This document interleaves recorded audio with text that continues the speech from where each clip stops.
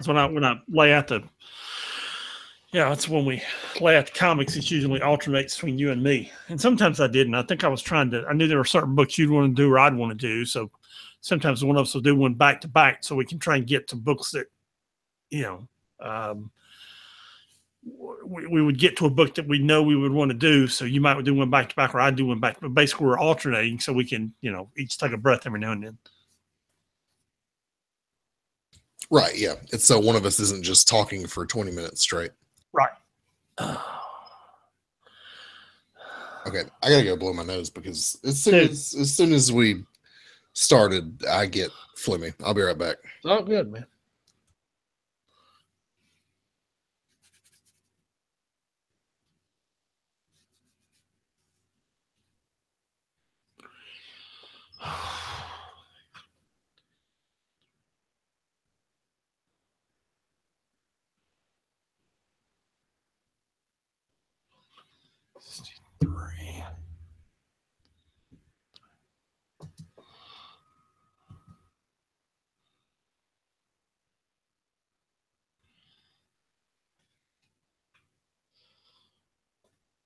Oh, shoot.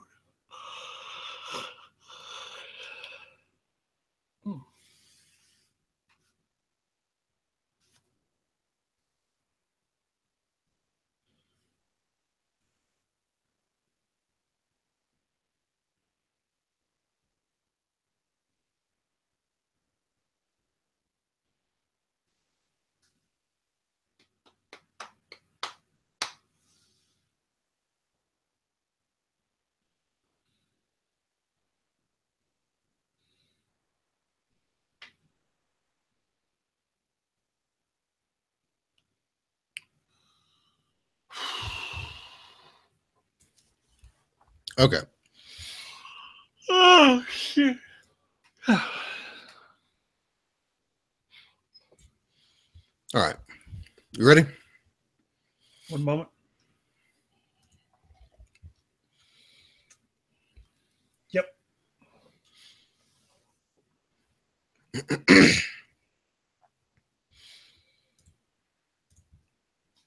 Okay. Counting us in. Wait a minute. Wait. Yeah. Wait.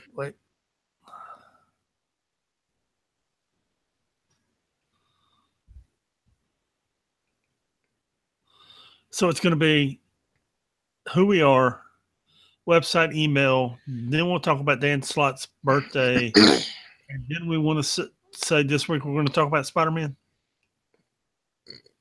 Yeah. That sounds right.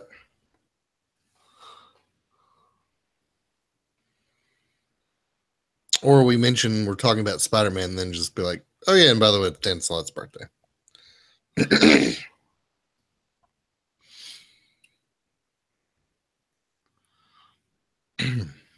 Hang on. Let me get it in my head.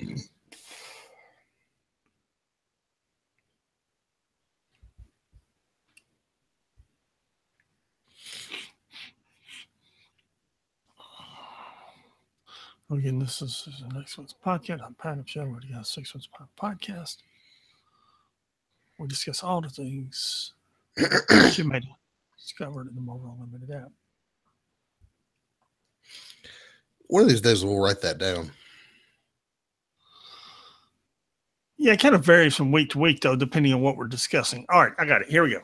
Okay. Count it down. All right. 3, 2, 1.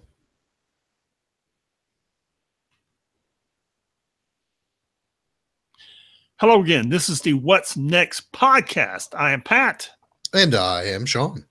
We're the guys from the 6 Month Behind podcast, here to help you discover all the hidden gems in the Marvel Unlimited app. And this week, we'll get to it shortly, but we're discussing Spider-Man. The website is www.6monthsbehind.com. The email is 6monthsbehind@gmail.com. You can email us at the number 6monthsbehind@gmail.com. And we're talking about Spider-Man. We figured we'd do a Spider-Man episode, seeing as Spider-Man Homecoming comes out this next weekend. So we're all looking forward to that. And we figure if you go see the movie, you'll want to read some Spider-Man comics. So we've got a few to suggest for you. Yes, and what we usually do is we usually take one story, a big story arc, and break it down for you.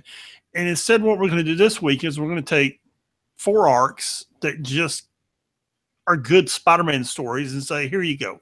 Here's some good Spider-Man stuff to dig into. Pick one, pick all 4, go have yourself some fun. Yeah, here's a handful of Spider-Man comics that you should read. Sure. So there you go. And today, which is July 3rd, the day we're recording, is Dan Slott's birthday. It is. I saw on Twitter today that it was his birthday, and seeing as we're going to talk about Spider-Man, you can't talk about Spider-Man without talking about Dan Slott. I figured we'd mention and say, happy birthday, Dan Slott, if you ever hear this. Who's had the best run on Spider-Man? Dan Slott's it's been long. Lots of people would argue it's not the best. I don't. I mean, I think he's had a good run on Spider-Man. I don't know who's done it longer than Dan Slott. I mean, of course, there's the classic Stan Lee stuff. Yeah, but see, J. Michael Straczynski was really good. Straczynski stuff was good. Slott stuff was good. Lee stuff was good because it was original. And we'll discuss in just a moment, the stuff he created. But I'm tell you what, let's put it this way. I'll put Slott stuff up against anybody's. How about that? Yeah. I mean, I'd say if somebody came at me with something, saying, okay, this person's run on Spider-Man is better, I'd pull out some Dan Slott stuff and have to do a comparison. Yeah. I would. I mean, because here's the thing: is Slott's stuff was when he took over Spider-Man, and we've discussed this many times before over the months, years. At this point, we're reaching years, dude. Year and a half. Yeah, we're at like a year and a half. Yeah, year and a half. Wow. Spider-Man was just in complete disarray. The sales were in disarray. The character was in disarray when Slott took it over, and he had to rebuild it. And to do that, he had to tear it down. He had to tear it down and build it back up again. He still is very hated for some of the things he did, but you can't argue with where Spider-Man is, where the sales are, what is going on in the books right now. Yeah, I mean, he's been on it since at least that whole One More Day, Brand New Day thing. Which lots of people didn't care for, including myself. But that was something you had to do in order to get the character back where it needed to be. Absolutely. So, with that being said, let's dig into it. Yeah. The first series we're going to discuss here is the aforementioned Stan Lee and Steve Ditko run. It's Amazing Spider-Man 1963 series. Actually, it's Amazing Fantasy number 15 first, which is the infamous origin story. If you find an original copy, feel free to pay $500,000 for it. Yeah. And then Amazing Spider-Man 1963 series 1 through 38. There are 2 things that are classic about this. Number one is Lee's writing. A lot of what goes on in the teen books that I complain about these days are based on what Lee did with Peter Parker in those early stories, and no one had ever seen it before. A teenage kid in high school dealing with teenage drama, dealing with not having money, dealing with girlfriend problems. This had never been done before in superhero comics. Right. All of the heroes that you have now, Lee created at that time. Yeah, the Green Goblin, Dr. Octopus, just go on and on and on. The Vulture. Lee created all these characters this time, and Ditko a lot of times doesn't get the credit that he deserves for the artwork, but not the first half dozen issues. But as his artwork evolved, both on Spider-Man and Doctor Strange, he really got masterful. And when you look at those artwork in the 20s and 30 issues of Spider-Man, it's just it just really becomes some works of art, and no pun intended. And his style really develops. Fortunately, Steve Ditko, who's still alive, has become something. Is he really? He really is. Yeah. Wow. And Okay. the thing is, he's become not just a recluse, but a depressional recluse. I'm going to say depressed at best. You could say bipolar, complete mental nut at the other end, at worst, recluse. The only way you can reach him is you have to send a letter to a friend of his to correspond with him, and then that friend reaches out to him, and he lives holed up somewhere in a 1-bedroom apartment in New York where nobody knows how to find him. Good Lord. And this dude could be doing comic shows, conventions. He could be making a fortune just, out. And every now and then just making appearances. Just writing. Every now and then he'll just write a letter or send out an email to someone, and he sends it to his friend, and then his friend sends it out to the world. I mean, he's literally just recluse, man. If you read his story, it's really sad.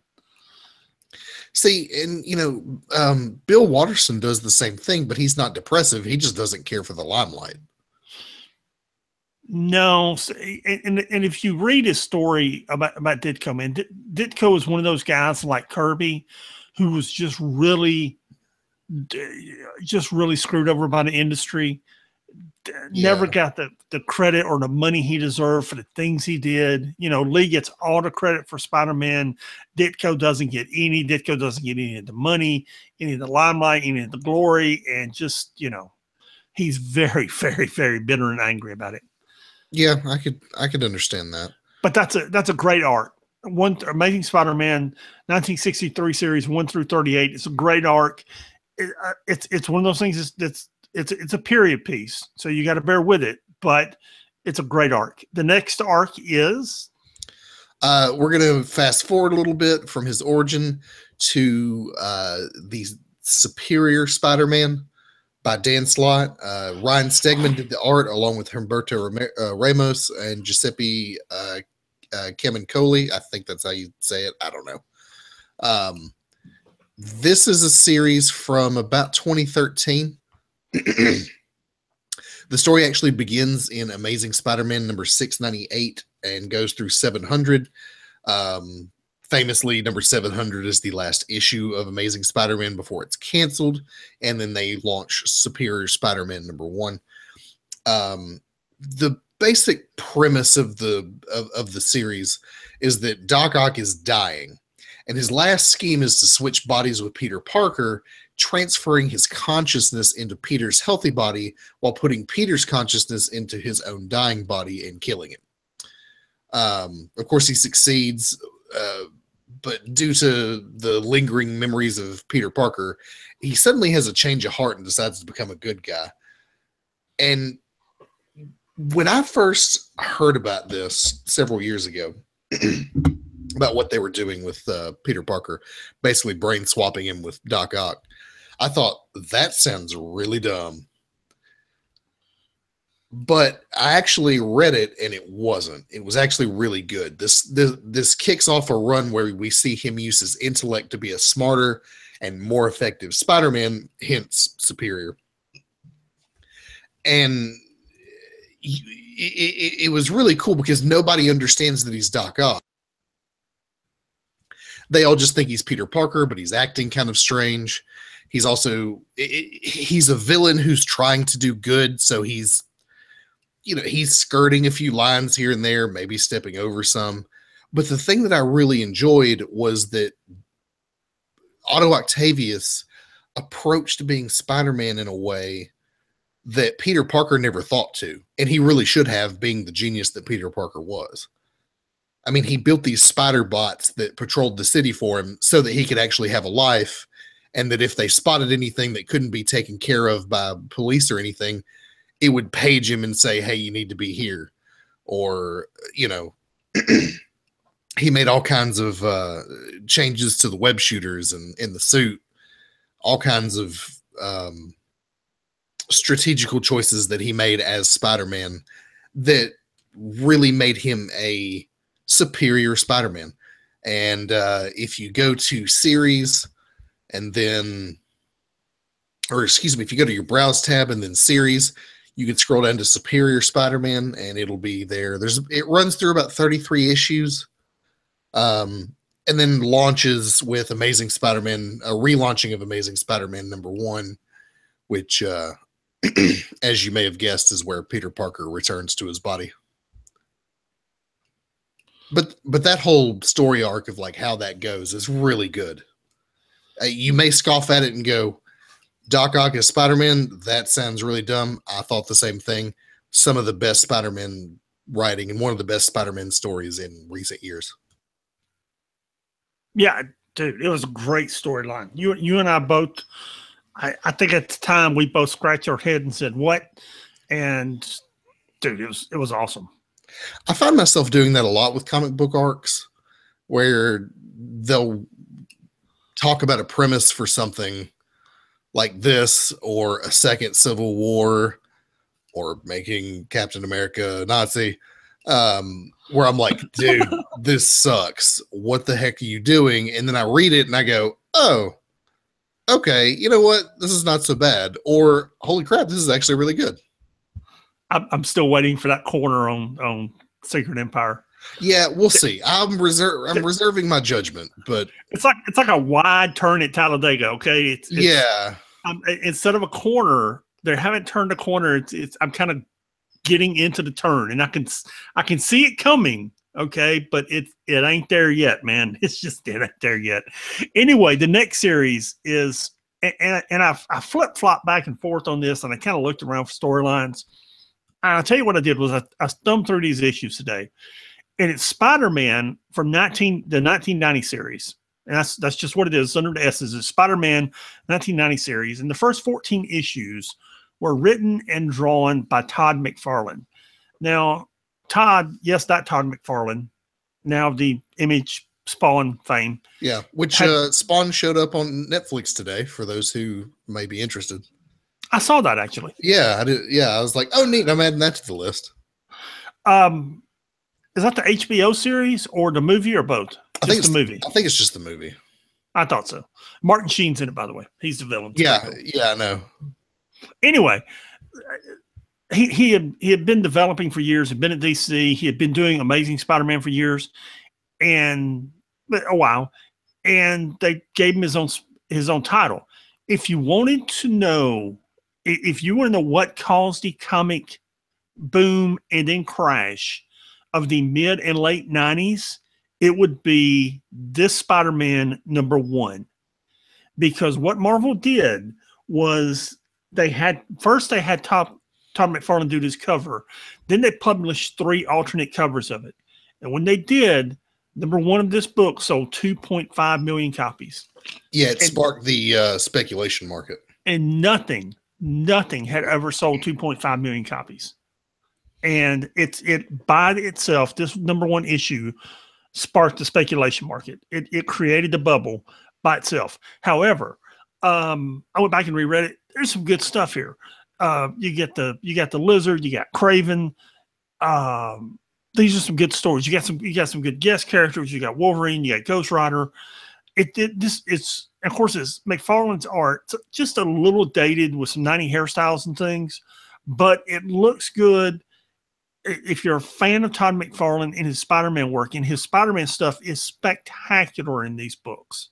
I mean, his artwork is just amazing when it comes to drawing. Matter of fact, if you just glance at these 14 covers, you will see how many of them have been replicated just recently in Deadpool series and Spider-Man series and other series. Oh yeah, these are some of the covers that get paid homage all the time. All the time, just all the time, because that's how iconic these covers are, and that's how iconic some of this artwork is. And they're good stories. I mean, they're very good stories. I remember buying them off the newsstand at the time, and they're good arcs. They're the second arc. The first arc is called Torment. The second arc is, I want to say, it's called Perception. It's a little on the dark side, but you get a hint of what would come with Spawn, because with issue 14, he and all the guys left to form Image. So you get a hint of what was coming, what was rolling around up in his head. But yeah, you can. It's good stuff. It's very good stuff, and it's definitely worth a read. And then after the Todd McFarlane stuff comes the J. Michael Straczynski run. So if you want to continue with that, that's all good stuff too. It's good classic 90s Spider-Man. Yeah, it is. Before the Clone Saga ruined it all. Yes, before the Clone Saga. Thank you very much. So I talked about Superior Spider-Man earlier. Towards the end of Superior Spider-Man, there's a spider event called Spider-Verse. Also written by Dan Slott, art by Oliver Copiello. I forget. I don't know how to spell his name or pronounce his name. But the event begins with 2 new issues of Superior Spider-Man, issues of Spider-Man 2099, and a 5-issue run of one-shots called The Edge of Spider-Verse. And what it does is it actually Edge of Spider-Verse introduces or reintroduces a number of characters. And what happens is Morlun has been one of these Spider-Man villains for a while. If you don't know who he is, just Google him. You'll find him. But he's awakened after the release of Cindy Moon from her bunker. And he and his family of inheritors are on a mission killing all of these spider avatars across the multiverse. There's a whole thing about spider gods and what a spider avatar is and why they want to kill them in the web of life and destiny. And you really have to read the series to get it.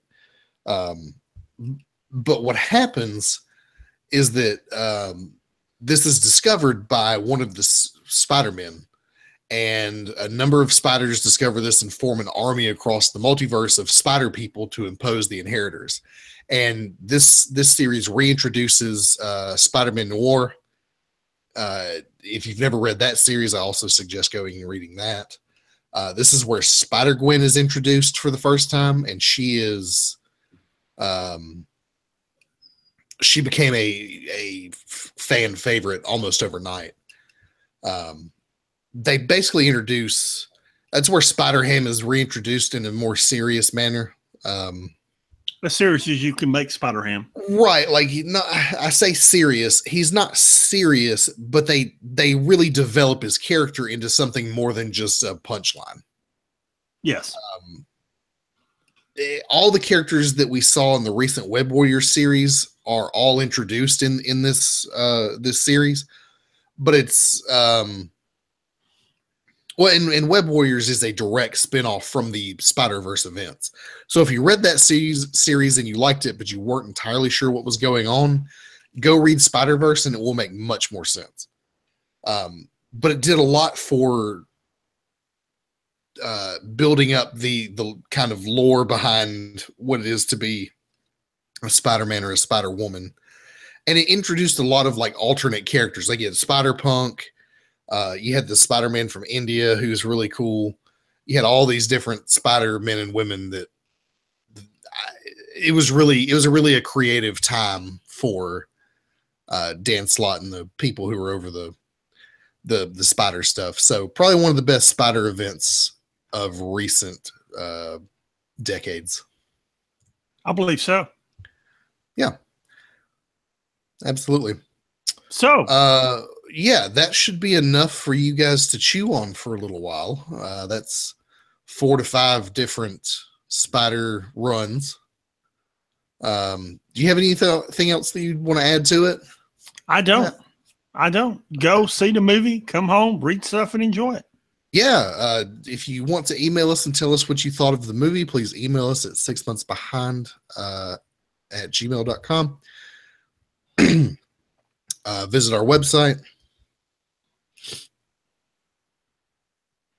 www.6sixmonthsbehind.com. Sorry.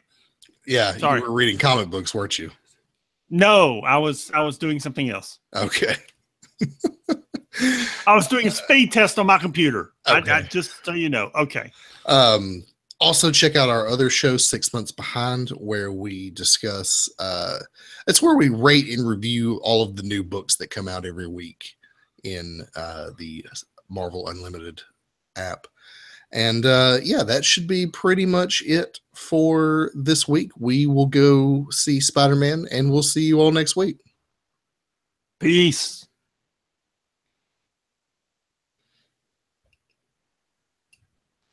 You having speed trouble? It's loading slow, and I'm assuming AT&T is going to be open tomorrow, so I'm going to call and have a discussion with them. How'd we do? Oh, we did fine. It has a hiccup for me. Okay, good. All right, those aren't the notes I need open. I need another set of notes open. Good Lord, do I need a set of notes for this? All right, you realize we're going to hit the high spots on some of, I mean, we're going to really talk about some of these books like Amazing Spider-Man 2022 and some of these books. It's just going to be, hey. This happened. Perks for Money came out. Go read it. Yeah, same with Occupy Avengers, some of these others. Man, yeah. I've enjoyed the Silver Surfer stuff, but this Silver Surfer book's a little rough. Dude, man, you get swallowed by a whale. There's a virus inside the whale.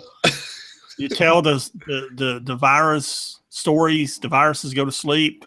Then the whale wants another story, and it's actually eternity listening to the whale. And what? Yeah, we'll talk about it. What? Are you posting the notes, or you want me to? I had them. I can. It's okay. Sure. I got it. Okay. We got wisdom. Yeah. I got wisdom. That sounds ominous. It's 3 a.m. call. Hey, are you asleep? No, I'm skydiving. Nobody texts faster than a pissed off female. Life is a soup and I'm a fork. If life is soup, I'm a fork. That's funny. Surely not everybody was kung fu fighting. Okay. Life is soup and I'm a fork. What's funny about that is you should be like, I lived through the 70s. Not everybody was kung fu fighting. Okay. There you go.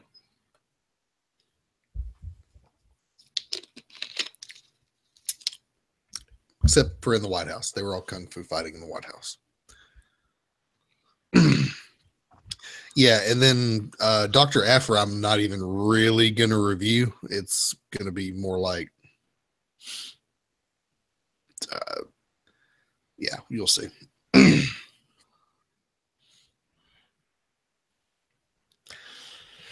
Okay. Who are we this week? I don't even know. Okay, we don't have to be anybody. I got it. Okay.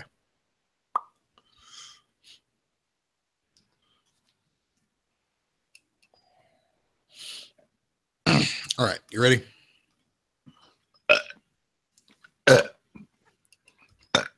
Yes. All right. Okay, I'm gonna count us in.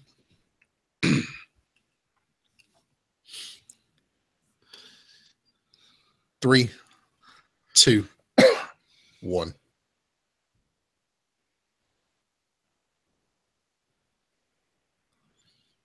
What is up? This is the 6 month behind podcast for the week of 6/26/17. I am Pat. And I am Sean. And we're two tired dudes just, reading comic books, discovering everything there is in Marvel Unlimited and sharing it with you because there's 47 new books this week and we read them all. Just to show. Okay, maybe I didn't read, Luke and Danny's Christmas book or something. I don't know, but we read most of them and we're going to share them with you. How you doing, my man? I'm good, dude. We read a bunch of comic books this week and no, I didn't read all of them, but I read all the ones I was slated to review.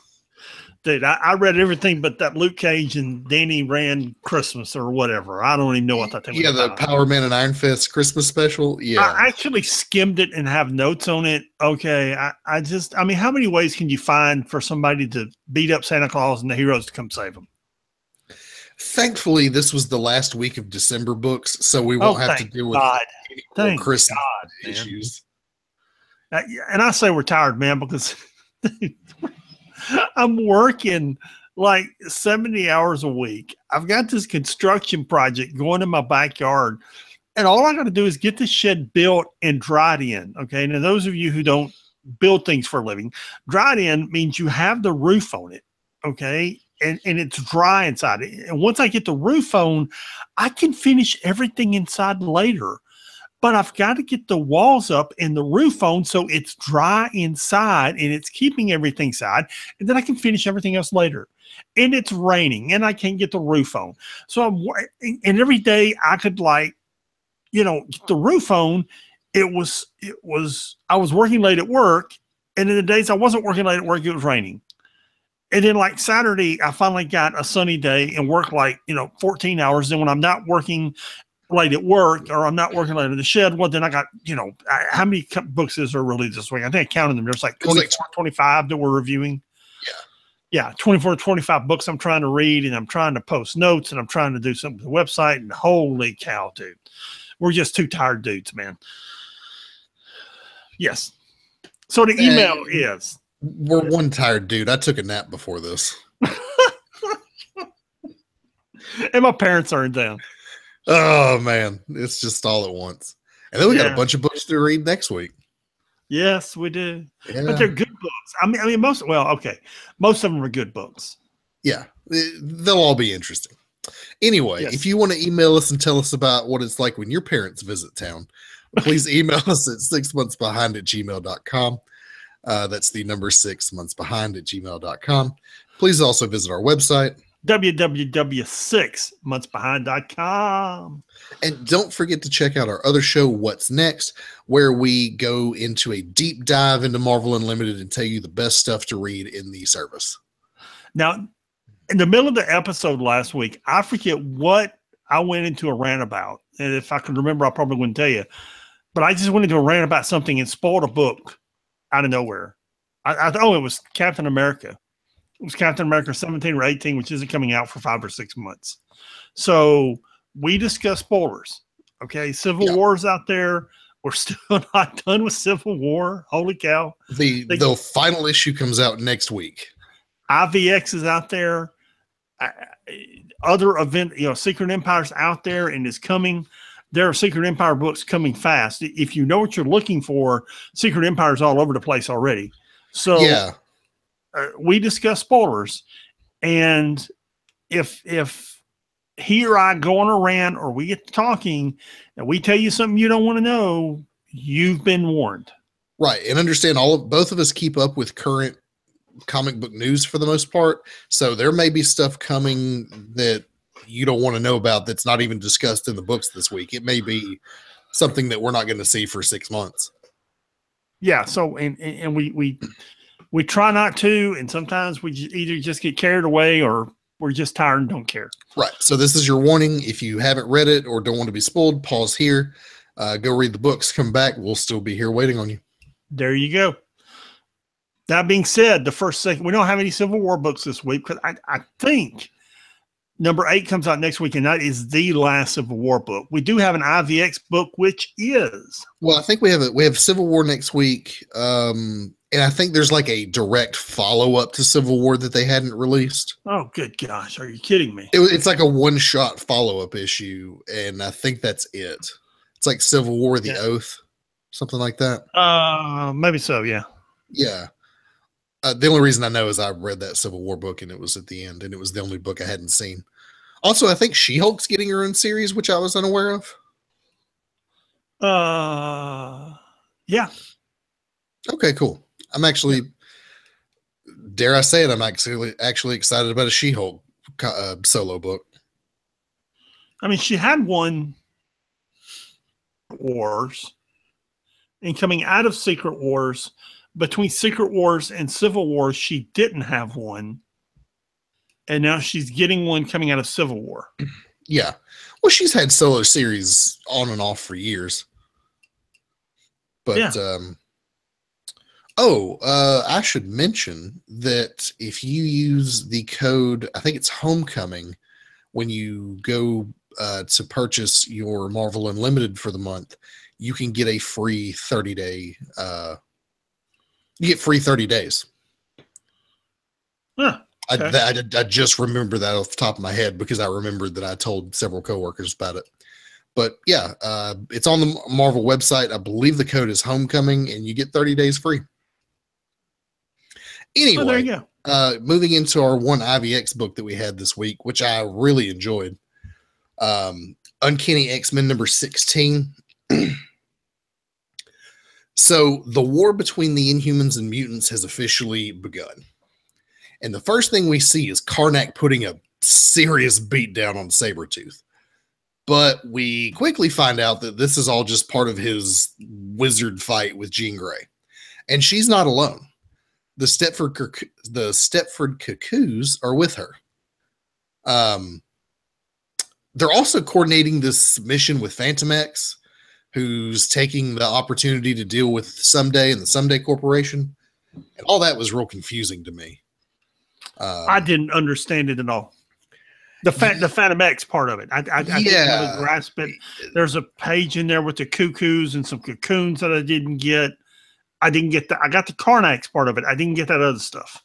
Yeah, I mean, it jumps back and forth between Jean Grey and the cuckoos sitting in the room with Karnak, and him fighting the vision that she's projecting into his mind, that they're all projecting into his mind, and the thing that they're running with Phantom X. And I didn't really get that at all.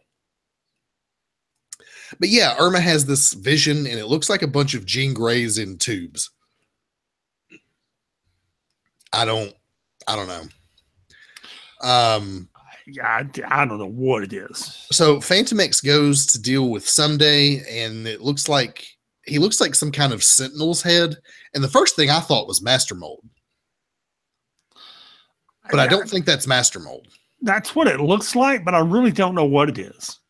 But whatever it was controlling Someday, and at the end of it, Phantom X is controlling it. Yeah, like he takes an opportunity. He finds something when he goes to shut it down, and decides to, I don't know if he hacked it or used it for himself or incorporated it into himself. But after he's done, he goes his own way. He severs the psychic link between him and the cuckoos. And then the very last page is him saying something about the next time he runs into his friends and enemies, he'll be very much changed, and that he will become the world. And I don't know what any of that means, but it sounds ominous. I have no idea, man. Yeah, they were dealing with this Someday Corporation thing in the Uncanny X-Men, and I don't know. It was a good issue, but I had a hard time following it, and it's something I'll probably have to Google just to fill my curiosity.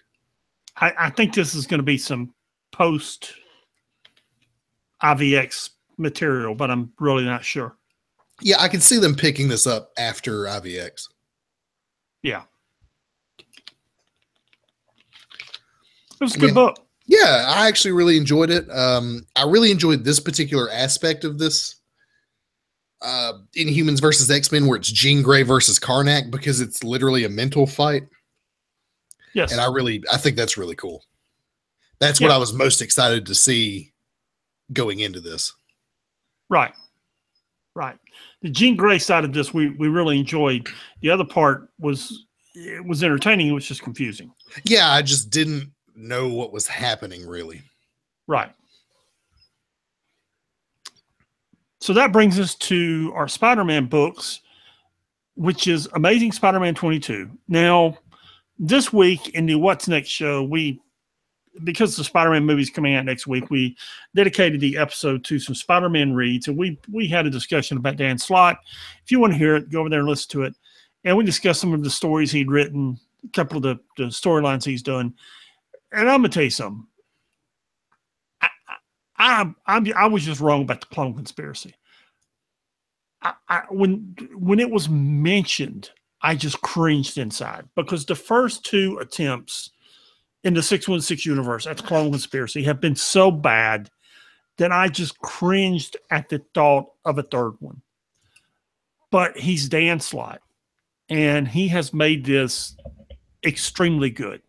Just dude, it's just good, man. It's just good.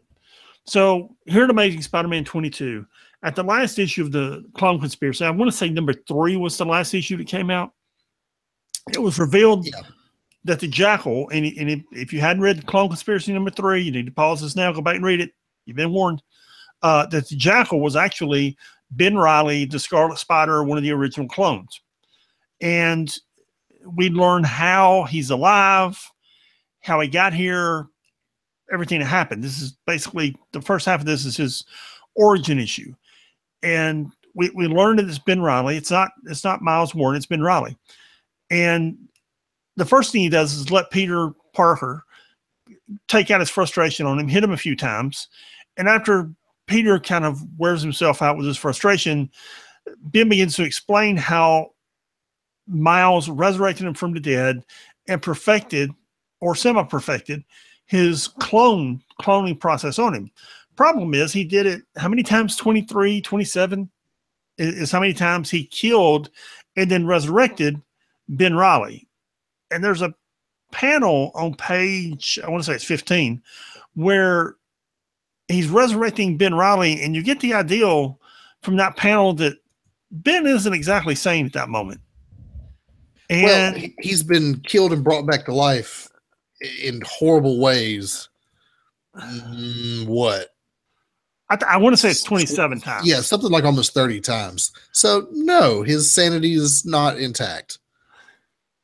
Yeah, and finally he finds a way to break free of the cloning tube that Miles Warren keeps resurrecting him in, and he kills Miles Warren, and then he begins killing and resurrecting Miles Warren, trying to perfect Miles's serum or his cloning technology. And he does, and he comes up with the pill that he's using now. And what Ben's proposal to Peter is he wants to make it right. Rather than use it for evil, as Miles did, to do all these evil things, Ben wants to make it right. He wants to resurrect all the people who died that shouldn't have. He wants to resurrect Gwen Stacy. He wants to resurrect Captain Stacy. He wants to resurrect all the people who shouldn't have died needlessly. He wants to use it as a force for good. And the ultimate force for good will, of course, be resurrecting Uncle Ben. Mm-hmm. And well, ultimately what he wants to do is eliminate death from the equation. Yes. Using the new U process, the people will never die. Right. They'll just live forever. Or if they do die, they can be brought back to life. So you eliminate death entirely. Right. And as we've seen in other issues, the problem with this is Peter always agrees to work with Ben, and that's where the situation always goes wrong. And at the end of this issue, well, Peter agrees to work with Ben to resurrect Uncle Ben. Yeah.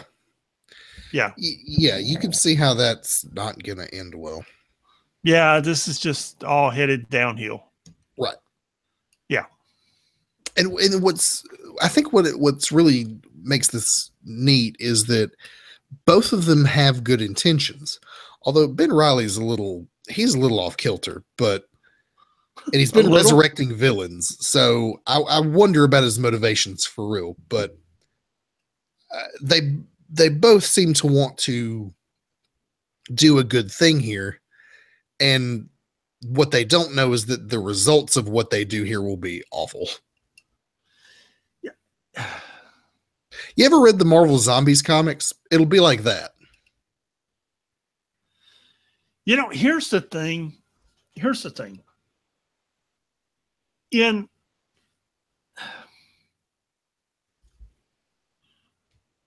Okay, you were warned. You've been warned. You can skip forward a minute if you want to. Okay, take your SoundCloud app, your iTunes app, whatever. Skip a minute if you want to, or pause it and come back. When all this is over, Ben Reilly is getting his own comic book. Mm-hmm. I mean, if you've read the previews, if you've seen what's coming, which we all do, Ben Reilly's getting his own comic book. So how are we getting from here to there? We'll find out. But yeah, he goes back to being the Scarlet Spider for a little I mean, bit. so that's what confused me so much when he took off the mask. Was it last week, week before last? 2, 3 weeks ago. Yeah. That's what confused me so much because I'm like, because I've been seeing all the previews where the Scarlet Spider, and Ben Riley, it's clearly, it's like Ben Riley's Scarlet Spider or something like that. Yeah, it's Ben Riley. Right. It's how it's billed. Is getting his own comic. And I'm like, well, how are we getting from here to there? I don't understand. Yeah, I don't. We'll find out. I have faith in Dan Slott to get us there. There you go. Yeah. Okay, here we go. What's next? Spider-Gwen number 15. This was a great book. This was really good. I've been telling you guys for a while this book is really good. And it might be the only Christmas themed book that we had in the last month that I actually enjoyed. So Earth 65 Cindy Moon, who's a villain, if you remember, is sitting in a SHIELD prison during the Christmas holiday when Matt Murdock, the Kingpin, leader of the Hand in America, busts her out of prison. Turns out they have some kind of relationship going on. This series has always been just show you what the world is like and let you figure it out later. They don't go into a lot of explaining. Did he bust her out or did he just go in and get that formula? No, he went and busted her out. Okay. All right. And they both have some plans for Spider-Woman. Meanwhile, Gwen and the Mary Janes are playing on the sidewalk when some guy takes off with all their tip money. Gwen debates on using one of her power-ups to chase the guy down. Ultimately, she decides not to, and she ends up having not to because she runs into this ninja, one of the ninjas of the Hand, who tells her to meet Matt Murdock here on this rooftop at midnight. He also happens to catch the guy that took all their money, so she's able to grab that. However, instead of meeting the Kingpin, she's attacked by ninjas. And from the next rooftop over, the Kingpin and I didn't know who this dude was, but I assume he's another operative of the Hand, are there to observe Gwen Stacy. So they discuss Murdock's plans for which, the other guy's like, if I went back in time and groomed her entire bloodline for 300 years, she still wouldn't be a decent ninja. And Matt Murdock says, yeah, no, she wouldn't, but it's what she represents. It's what you can do with a symbol like her if you twist her to do your bidding. So Matt Murdock makes himself known and promises her unlimited spider power-ups if she agrees to work for him. And that's how this comic ends. There's a little scene at the end with Captain Stacy and another beat cop, but this book is really good, dude. I really like Matt Murdock as the Kingpin in this. Like, just the concept of that is really neat, but the way he's portrayed is downright menacing. Yeah, it is. It really is, and it's entertaining. Yeah, it's a really good book. Love the art in it. I don't think you're as big a fan of the art as no. No. That art's good. Okay. It's not my favorite style. That's not saying I don't enjoy it. It was very good. Okay, cool. I mean, there are other. For instance, what I enjoy is that Amazing Spider-Man art. That was very clean. Is what I tend to enjoy. That's a very clean. Modern comic book style. Yes. Whereas that Spider-Gwen, I don't know how to describe that Spider-Gwen art. I don't. It's not my favorite style. That doesn't mean I don't enjoy it. It wasn't appreciated. Okay. Yeah, it uses a lot of sharp angles and a lot of sketching, and it's real angular. Angular was a good word for it. Good word. Yeah. Yeah. I really enjoy the use of color that they use in this book. Oh, dude, the coloring is outstanding. Probably one of the best things about it, for real. Yeah. Then you have we didn't have it. We only had that one X-Men book. Now we're moving on to our Avengers book. Dude, and I don't even know what it's Avengers 2.1. And I don't even know why we have an Avengers book that comes back from whenever. I don't even know what this is. and it's back from if you did it in what am I looking for here? If you did it in real time, this is like a 1966 book. Yeah. Okay. And I don't know how that creates in Marvel time. So yeah, but what they're basically doing is a story that takes place during that time. yeah, I don't understand why. I don't know why we're getting it. I don't know what the purpose here is. Anyway, the Avengers on a beach. They're fighting some creature from Atlantis. The crowd boos because they want to see Thor and Iron Man. The Avengers have to take a bus back to the mansion, which is kind of silly, but I don't understand it. So Tony gives them Quinjet. They're upset because Quinjet doesn't have missiles and rockets and all kinds of offensive weaponry. Then they, Wanda has some kind of vision, which she's never had a vision before. So I don't know who wrote it and decided they'd give her an idea that she'd have visions, but she's got a vision of strangers coming. So they go see the X-Men. Of course, the X-Men don't like seeing, we get the old X-Men, the original X-Men and their yellow and black costumes. Of course, they don't want to see Wanda and Pietro because they think they're still, with the Brotherhood of Evil Mutants, and that goes badly. And then they go fight the girl, they go fight the stranger. And so some girl named Cressida helps them defeat him, except she kills a village full of people to do it, and nobody knows it. They all live happily ever after. It's just, I don't understand the purpose of the book. I mean, I don't know where this is going. Yeah, and like, why are you telling this story, and why are you telling it now? Yeah, it just doesn't. If I know, okay, this is going to be an Ultron story, and you're going to give me an Ultron story from that time period, I get it. Okay, if I know, okay, you're going to teach me something about Hawkeye that I don't know from that time period, all right, I understand it. Yeah, or if you're gonna, show a story arc that maybe we didn't see then, and it has to do with the major conflict going on now. Right, or you're gonna give me an origin, or you're gonna tweak somebody's origin even. Right. When the Scarlet Witch started, there was this annual that was about one of the villains. And it was a time annual, but the whole thing basically was about one of the villains. So it made sense because I think he was the Emerald Warlock or something. And it basically set up like the first major arc, like the first 8 or 10 issues of the Scarlet Witch book. So you were like, oh, okay, this is setting that up. So I understand it. I have no idea what this is setting up. I don't even know what it is. I don't care. Maybe we'll get there, but to me, it's hitting like that Spider-Man point, whatever story, where it's just an excuse to do another story. Yeah, it's just an excuse to try and sell Avengers books. Yeah. Yeah. Moving on to Occupy Avengers #2. I really enjoyed the first issue. I kind of thought it was going somewhere. This second issue was not so great. Hawkeye and Red Wolf are fighting Hydra Man and end up captured by whoever these guys are that have been stealing and poisoning water from the Indian reservation. They manage to escape. They fight Hydra Man again with the help of some local reservation kids. The good guys win. And that's pretty much it. The point of this book is Red Wolf and Hawkeye have both lost their way in the world, and they're both trying to find their way. And it's a good little story. And them finding their way. What it has to do with the words Occupy and Avengers put together, I don't know. But if you say, okay, you got a Hawkeye and Red Wolf team up book, and they're both trying to find their way in the world, all right, I'm with you.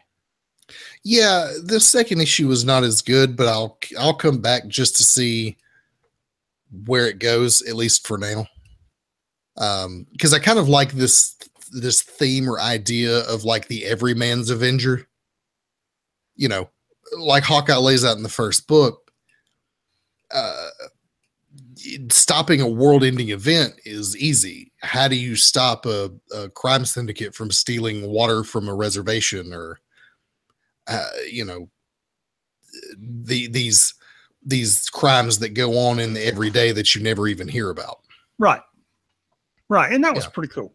So yeah, it was all right. It was not bad. No. Moving on to our main Marvel Universe books. We had Black Panther, World of Wakanda, number 2 or 3? 2. 2, yeah. So we actually begin in the past in this issue, just after Namor has attacked Wakanda, and the Dora Milaje are facilitating a recovery effort, and they're starting to question the Black Panther's decisions, especially after consider Wakanda has been unconquered and has not been at war in ages, and now they have been, and they're dealing with massive death on a grand scale, and so yeah, they're questioning their leader a bit. Later, both Ayo and Anika are assigned to the Queen, and they have to work together now. This is where they both reveal their feelings to one another, but they both know that they can't be together because their duty comes first. Later, they're sent on a mission to Necropolis to assist Black Panther, and they revolt when they find out that what he's doing is meeting Namor. They see this as a treason against their own country, and both of them are essentially leave the order. They're no longer part of the Dora Milaje. If I may interrupt you a moment, I remember when these events happened, it was during Hickman's Avengers run. Yeah. It was during Hickman's Avengers run, and it's interesting seeing these events from a different perspective. Mm-hmm. It's entertaining seeing them from different characters' perspectives from inside the city, because you saw them from T'Challa's perspective. Now you're seeing them from other people's perspective. Right. You saw them from Black Panther and Namor's perspective, but now that you look at those events happening from the perspective of these characters, you start to look at T'Challa and go, yeah, man, what's up with that? Yeah. And even reading the regular Black Panther book, you sometimes have to wonder if he's really making the right decisions here. He is. Here's the thing.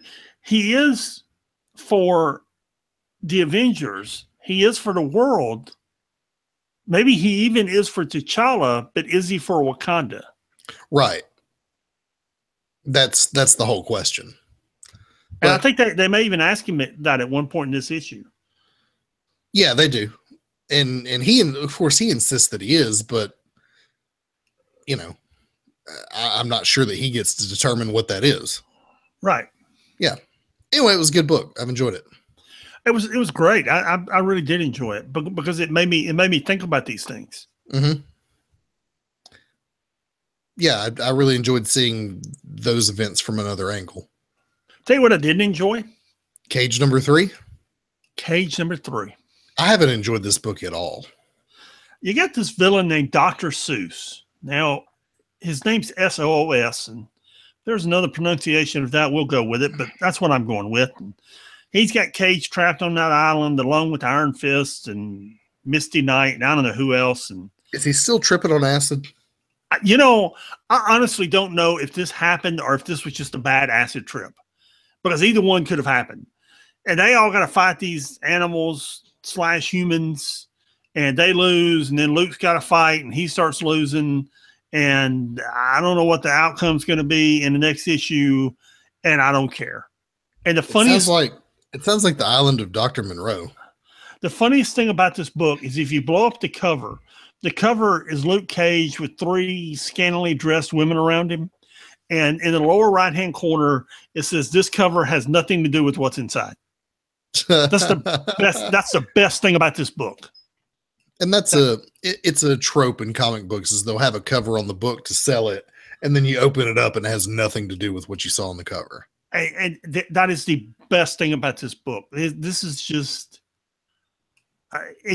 what this is in the 70s. They made all these black exploitation movies, and that's literally what they were called. It was Shaft and Superfly, and I can't even remember them all. There were like 6 Shaft movies and 2 or 3 Superfly movies and many others, and they were just all there was just a long line of them, and that's basically what this comic book is. It's a sarcasm, not sarcasm. What's the word I'm looking for? It's a parody of those movies. Yeah, it's Shaft, but it's Luke Cage, and it's a comic book.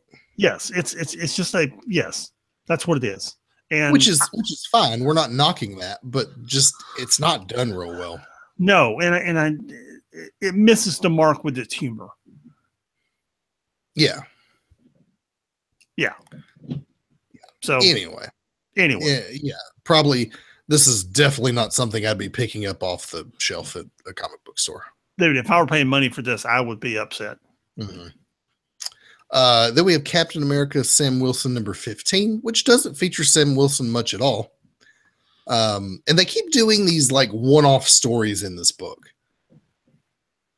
Have you noticed that? I do, and I don't really know why. Yeah, they're biding time until Secret Wars. Or not Secret Wars. Secret Empire. Secret Empire. Yeah. Everything's a secret or a war or an empire. Or yeah. Anyway, so Misty Knight sends Sam Wilson on vacation with his brother and decides to take care of things herself. This includes picking up the shield.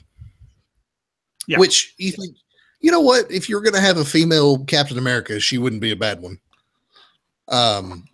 So it turns out someone's creating LMDs of female superheroes and villains and making sex tapes with them and selling them online. This is ruining the reputation of many women. So Misty investigates, tracks down their boss, the Slug, and ultimately puts a stop to it. It's pretty straightforward. It wasn't bad. It was just I actually really enjoyed the story. But it wasn't really Captain America at all. No, it wasn't bad. It just, I kind of enjoyed it actually. It just wasn't a Captain America book. Yeah. And it was one of those things where, like I said earlier, if you're going to make a female Captain America, Misty Knight would be a good one. Right. Yeah. Yeah. I'm with you. Not half bad. No. Deadpool and the Merch for Money. By the way, this book has got one of the funniest lines in it. Deadpool was talking to Negasonic Warhead and looks at her and says, "Being creepy is my secondary mutation." Which that's great, dude. That's one of those lines Jerry Dugan wrote that I just thought was a funny line, man. It's just good. Yeah, so, and I like Negasonic Teenage Warhead anyway. Did you get to read this book? Nah. I tell you what you need to do. They started a new arc last issue. You need to start reading it last issue. Okay. Because what happened is last issue, Domino took over the team. And Deadpool's not happy about it. So the story literally opens with him sitting around playing with dolls or action figures. And he's got them talking to each other about how mad the figures are where Domino took over the team. And Megasonic Warhead comes in and finds him playing with the action figures. And as they discuss what Megasonic Warhead and Deadpool have a conversation about it, and then they get called on a SHIELD mission because it turns out that's who Domino's kind of working for. And as they jump from the ship, the Sonic Warhead changes all their costumes into Deadpool outfits. Now, there are two problems with that. Number one, Domino didn't know she was doing it. Number two, she didn't approve. And number three, that's not exactly in Negasonic Warhead's power structure. But we'll come back to that later. Okay. So they're fighting. They're friggin' fighting the circus clowns. I don't remember what it was. Oh, the Circus of Crime. That's what it was, which is just pointless. It's just pointless because it's simply a plot device for them to all argue about who's in charge. And along the way, Hit Monkey shoots Deadpool for the second episode in the second comic issue in a row. Yeah. And of course, Deadpool goes nuts again because Hit Monkey keeps shooting him. And finally, they go to the SHIELD helicarrier because Deadpool was convinced that Hit Monkey is there to spy on him. So they just go to the SHIELD helicarrier and they're like, "Look, Dum Dum, is Hit Monkey there to spy on me?" And Dum Dum's like, "No, absolutely not. The Hit Monkey is not there to spy on you." And they leave, And Hit Monkey isn't there to spy on Deadpool. Hit Monkey is there to spy on Negasonic Warhead. And what Hit Monkey is shooting Deadpool with is tracers so they can find out where he is every day. And as he's leaving, they said, by the way, tell Hit Monkey to keep finding a reason to shoot Deadpool every day so we can keep tracers inside him because his hitting factor keeps eating him up.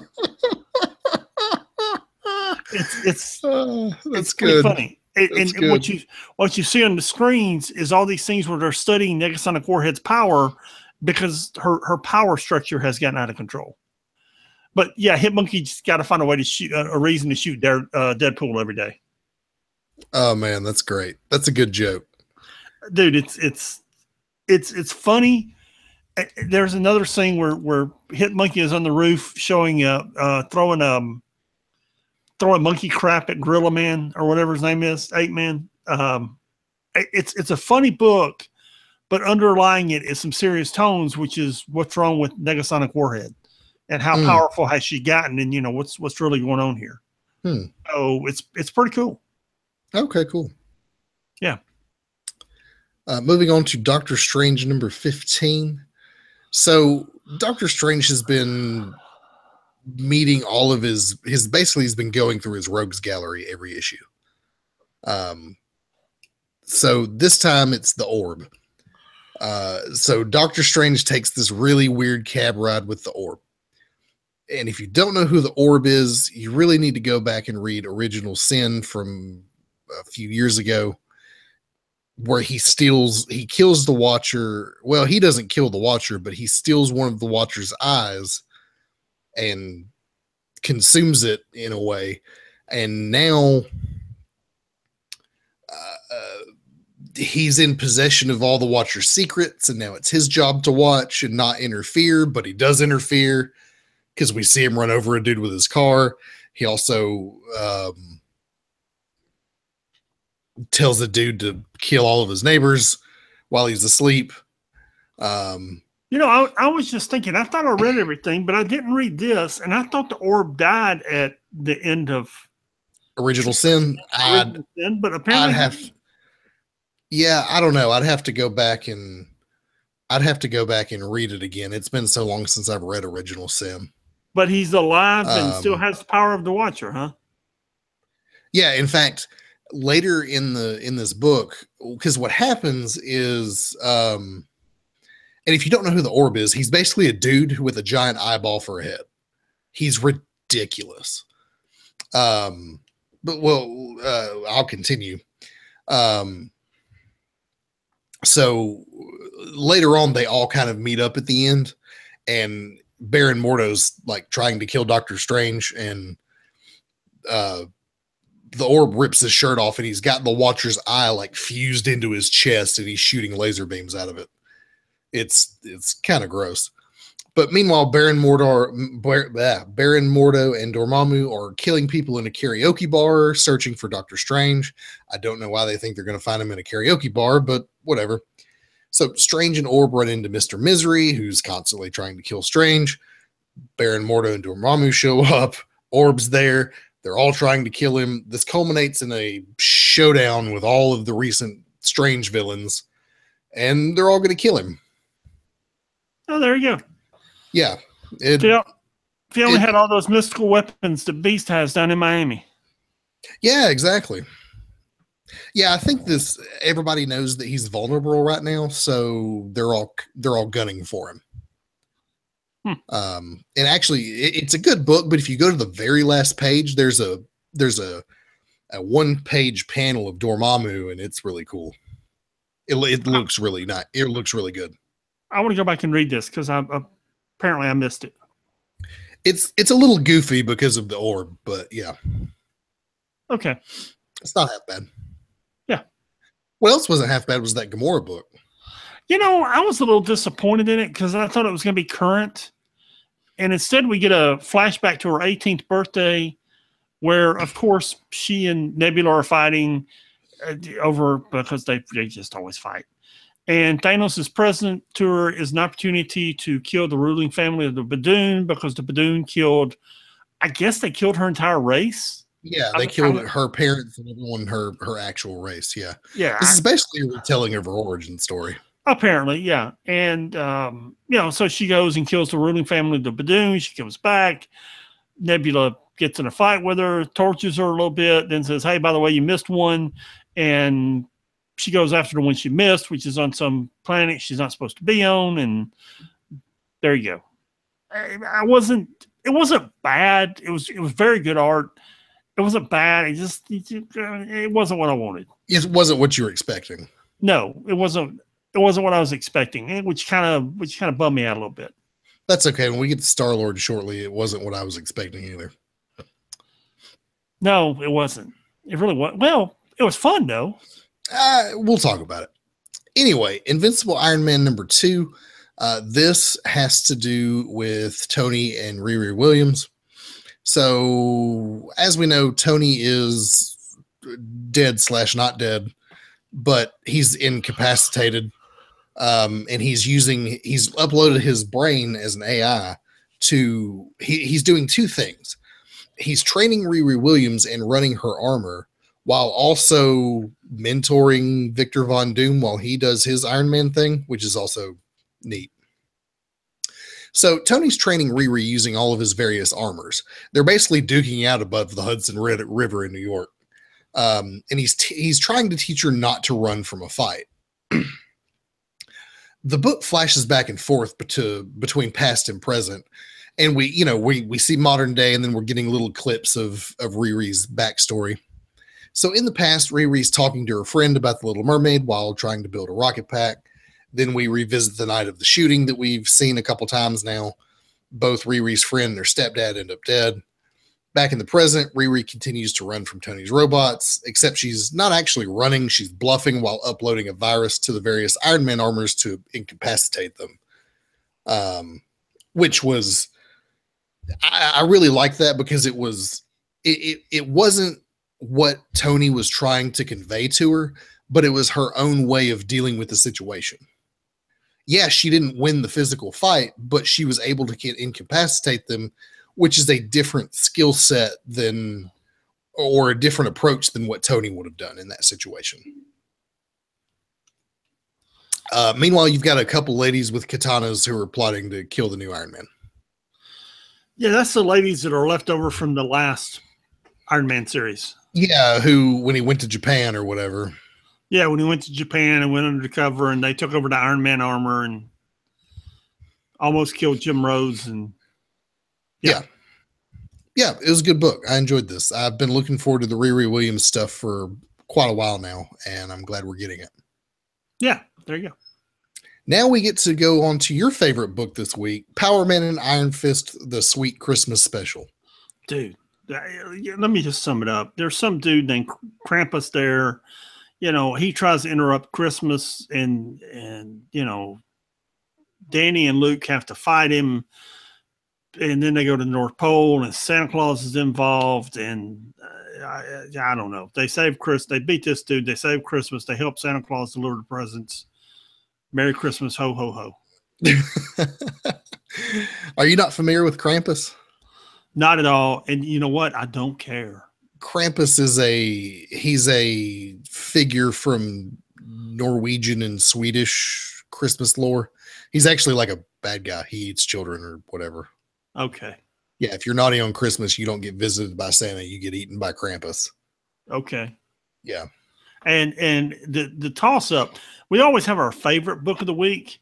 We can have our worst book of the week and see which one's worse. Power Man and Iron Fist, Sweet Christmas, or Silver Surfer #8. Oh, listen. We've talked about how great Dan Slott is on two different podcasts for about 20 minutes now. Okay. But I don't know what he was stoned on when he wrote Silver Surfer #8. But dude, go ahead. Yeah. I've enjoyed the Silver Surfer stuff, but this had to have been just like a filler issue where it was just a short, and it's only a 17-page book, which is indicative of that as well, where he just had to do something. He had to submit a story, but he didn't have the other one done, so he just did this one real quick. But Silver Surfer and Don Greenwood get swallowed by a space whale and have to tell stories to the various antibodies and viruses that also live inside this creature in order to escape. They tell stories to the antibodies and the virus. They fall asleep. Then the whale's like, I want to hear another story. So they tell those stories to the whale. They escape. Then the Never Queen and Eternity are up to something, but I thought Eternity was chained up, but whatever. No, they'll continue to do problem. Yeah. Okay. Yeah, this book was, if I were paying, I would enjoy paying for most of the Silver Surfer stuff. If I'd paid for this issue, I'd be mad about it. This would be one of those times where I'd be like, yeah, let's put this on my pull list because I'm enjoying this book. And then I read this issue and it would be like that wrestling issue of Captain America where I'd just be like, what the heck is this? Or that basketball issue of Hulk recently where it's like, why? This is not what I read comic books for. And this is the problem with Marvel doing these big events is these guys are handed schedules and they have to make things fit in schedules. So rather than I remember when a guy could sit down and write a story arc and it could go on for 8, 10, 12, 18, 24 issues. And nothing interfered with it because he could just write what he wanted to. And I know I'm dating myself, okay? I mean, I had my 34th wedding anniversary yesterday. All right, that's that's longer than most of our listeners have been alive. I understand that. Okay. Happy anniversary. I didn't know that. Oh yeah, it was a couple of days ago. Okay. I realize I've been reading comics for like 46, 47 years. I understand that. Okay. And I realize I'm dating myself when I say this, but when you keep having big events and you keep telling writers, okay, here's your calendar, this date, you've got to interrupt it to do this. All right. So you get 6 months here to write, then you've got to interrupt it for this arc. Okay, you got to put Civil War in here, or you got to put Secret Wars in here, or you got to put Secret Empire in here. Okay, you got to interrupt it for this. Then suddenly, okay, he's got 4 issues here. Then he's got to fill it with 2 issues. Then he's got to stop for that event, and you take away the freedom of a writer to say, okay, I just want to go for, I got an arc that's going to go here for 10 months or 12 months or 18 months. And he can't do it because he's continually being interrupted by editors. Do you wonder if this might be part of the reason that you're seeing writers move on from the big publishers, at least one of, that they're not, they can tell a couple stories here and there, but they're so hemmed up by events or not being able to use the characters in a certain way that they just say the heck with it. I'll go write my own stuff. It's always a contributing factor because, and this has been going on for decades. That if you want to use X character, you've got to call the editor of that book and say, what is he doing? Can I bring him over here? Right. Okay. So, and it's not like, okay, Wolverine, who's in 23 books. Right. Well, that's the whole problem is everyone wanted to use Wolverine and they did. And it became a joke where Wolverine's in every book ever. Right. But and you're going, how in the world is it, find time to eat or sleep or take a leak? Right. But at the same time, okay, if you want to take this character and bring him over here for 2 or 3 issues, you got to figure out how he's alive. And we're going to talk about it in let me scroll through my notes real quick. It's somebody in Squirrel Girl. We don't have Squirrel Girl this week. Patsy Walker, excuse me. Okay. Not much difference. Patsy Walker. It's another continuity issue. And you're like, what? Anyway, so I don't know, man. And yes, I think it might contribute to why writers are leaving. Yeah, because they're having all these events, especially Secret Wars was 8, 9 issues and took a year to come out. Civil War was 8 or 9 issues and took a year to come out. We're going to be moving into Secret Empire, which is another big event. Dude, they have Secret Empire. They extended from 9 to 10 issues, and they have now added basically a recap issue onto Secret Empire. So it's not Secret Empire number 11, but it's basically a Steve Rogers recap issue at the end of Secret Empire. Okay. Well then, yeah, and I could see where a writer would go, okay, I really want to tell this story with, Gamora or any of these other characters, but I've got to write 3 issues, then pause, write 6 issues to tie into this series, and then come back to it later. And I just, and then you write another 5 or 6 issues, pause for another big event, or, they're doing this with that character later on and I can't use them for this. And I can see where a writer would just get frustrated and go, screw it. Yeah. Yeah. Or you just stay there for the money. So I don't know, man. Yeah. Anyway, where are we at?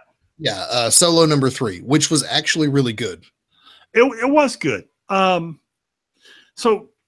Solo was sent in to retrieve/rescue Agent Stokes, but he accidentally got him killed last issue, which didn't go well because Solo's the whole mission was to get him out. Yeah, right. His shield didn't interact with his, and then they got seen, and then he got shot. So he's dodging contact with Dum Dum Doom because he doesn't want to tell him that he got him killed. So finally, he calls his wife this is another thing that bugs me is they've taken Solo and made him into a stupid character, which irritates me. I don't think he's a stupid character. If he has to call his wife to figure out how to get out of this mess, that's stupid. I don't think he necessarily had to. It was a way he had to talk it out with somebody to find his exit strategy. It was his method of finding his way out, not so much that he needed someone to tell him how to get out of the situation. Let's run through A-list heroes and see which one needs to either discuss it with someone or call someone for help. Well, it's why Spider-Man banters like he does. I could see, Batman picking up the phone and calling Alfred. Hey, howdy, man. Hey, man. I'm thinking about doing this guy in this situation. What do you think? Does that work? No. What do you think? Joker's got me tied up above a vat of acid. He's going to drop me into it. How do you think I get out of this one? Should I use the batarang or should I drop this cap of acid on the ropes to get out of it? What do you think? I can see that happening, Yeah. Or Daredevil calling someone, to get out of a situation. Yeah. Dude, come on, man. It degrades the character. I don't think that's exactly what he did, but okay. And what he does later by making the SHIELD agent he's supposed to rescue look like a hero is neat. That's funny. Well, that just saved his butt. So anyways, so he turns the 2 gangs against each other. They start shooting each other. Then he finally gets Dugan on the phone, makes it sound like that Stokes is saving him and Stokes dies in combat. So Stokes is a hero. Solo's a hero because everybody's dead and he saved the day. And at the end, we find out that the real villain is Egghead, which, dear God, I thought Egghead had gone away and would never be seen again. I didn't even know who Egghead was. Matter of fact, I thought Egghead was the guy that Doom, that was the other guy with the android. Never mind. I thought Egghead was long gone and would never be seen again. Apparently not. I didn't even know who Egghead was. Dude, Egghead is like one of Marvel's oldest villains. I mean, Hank Pym Ant-Man was the second or third character that Stan Lee and Jack Kirby created, and Egghead was like his first or second villain. I mean, that's how long Egghead's been around. Okay. All right, then. Yeah, it's definitely one of their more goofy, dumb villains. Yes. Well, it's just dated. Well, that too, but I mean, it's called Egghead, and he has a egg-shaped head. I mean, come on, dude. He's been around since like 62. He's been around since like 61 or 62. Come on. Right. Yeah. That's what I'm saying is, why are you pulling them out of the drawer and dusting them off? I don't know. But I don't either. anyway, tell us about Squadron Supreme. Oh, I didn't realize that was up. Okay. Give me just a moment because I accidentally clicked off my notes. Yeah, this book where they killed Namor and then immediately brought him back after not even 12 issues. You wanted to go on a rant about the Hulk when they killed him and then brought him back to life by the hand. I think killing Namor just to bring him back was real stupid. At one point during the 80s and early 90s, Jim Shooter, when he was editor-in-chief and when he ran Marvel Comics, issued a decree. If we kill someone, they stay dead, period. Okay, there's no more of this killing them and bringing them back. They either die and stay dead or you don't kill them, period. Yeah. And I'm tending to agree with him. There's just either kill them and they stay dead or don't. At the very least, don't bring them back nearly immediately. I mean, when they killed Steve Rogers during Civil War, he was dead for a little while. And he should have, and that was fine. I'm fine with people being resurrected from the dead, but it loses its effect when you do it just to bring them back later. It was the same way with Peter Parker. Peter Parker was dead for a while Doc Ock was Spider-Man, and it worked. And he was dead for, 35 some odd issues. What, 2 years, 2.5 years? Yeah. Maybe a little longer. How long do you think the Hulk should stay dead? Look, you've got Amadeus Cho being the Hulk right now, and that's really working. And I think you can leave Bruce Banner down for a little while. That ain't gonna happen. Yeah, no, I know, but anyway. Anyway. So we open with Nighthawk on a shield transport. Actually, we closed the last issue with Nighthawk on a bunch of dead bodies, and we open with him on a transport fighting the shield agents in the original Human Torch, who's an android, by the way. Mm-hmm. And Jim Hammond, the original Human Torch, Nighthawk's trying to free him. Jim Hammond is fighting him, and what Nighthawk tries to do is deactivate Jim Hammond's powers. Instead, what he winds up doing is shutting him down, period. At about that time, Namor shows up, and Namor and Jim Hammond are friends all the way back to World War II. Yeah, they're all war buddies. And what happened is Namor and the Submariner and Hyperion have an agreement.